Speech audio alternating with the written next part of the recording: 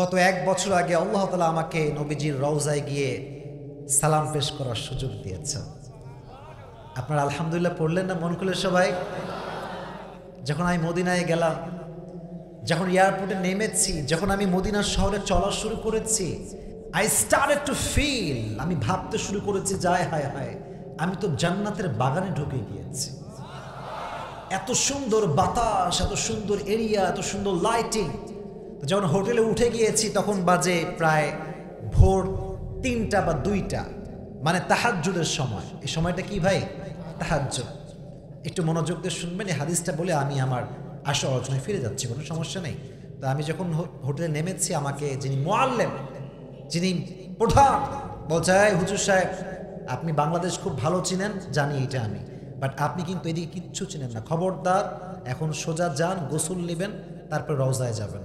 আমি বললাম নবীর দেশে এসে নবীকে সালাম না দিয়ে গোসল তো আগে করতে পারবো না, আগে আমি যাবো নবীজির রওজায়।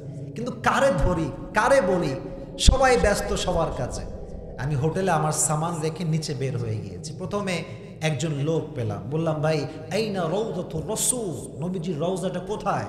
বললো এই ডান, এই বাম, এই দিক দিয়ে যান। আমি তো কিছুই চিনি না, গেলাম হাঁটলাম। আরেকজন লোক দেখছি বিদেশ থেকে আসছে, বললাম ভাই where is the roza located, show me the way, আমাকে একটু রাস্তা বলে দেন না, কোন দিকে নবীজির রওজাটা। উনি বললো ভাই আপনি চল, আমি আপনাকে নিয়ে যাচ্ছি। নিয়ে গেল, ওখানে বললো যান, সামনে গেলেই পেয়ে যাবেন। যখন গেলাম নবীজির রওজার সামনে দাঁড়িয়ে আছি, আর কলিজায় কেমন যেন একটা শান্তির ছোঁয়া বইছে, আমি নিজেও টের পাচ্ছি না। এই কলিজাটা আমার শান্তিতে ভরে গেছে। কারণ হচ্ছে কি জানেন, এটার আবেগটা বুঝবেন। সারা জীবন কি পড়ছে জানেন? ক্বালা রাসূলুল্লাহি সাল্লাল্লাহু আলাইহি ওয়াসাল্লাম, ক্বালা রাসূলুল্লাহি সাল্লাল্লাহু আলাইহি ওয়াসাল্লাম, নবীজি বলেছেন, নবীজি বলেছেন, নবীজি বলেছেন। ওয়াজে বলি নবীজি বলেছেন, ওয়াজও শুনি নবীজি বলেছেন, হাদিস পড়ি নবীজি বলেছেন, হাদিস পড়াই নবীজি বলেছেন। সেই নবীটা কে? সে তো তার রওজা আমার সামনে দাঁড়িয়ে আছে। সুবহানাল্লাহ পড়েন। সালাম পেশ করলাম। তো যুবক ভাইয়েরা, মুরব্বী আব্বাজানরা, একটা প্রশ্ন করি, এটা যদি মন থেকে বলেন তাহলে আওয়াজ দিয়ে বলবেন, নয় চুপচাপ থাকবেন।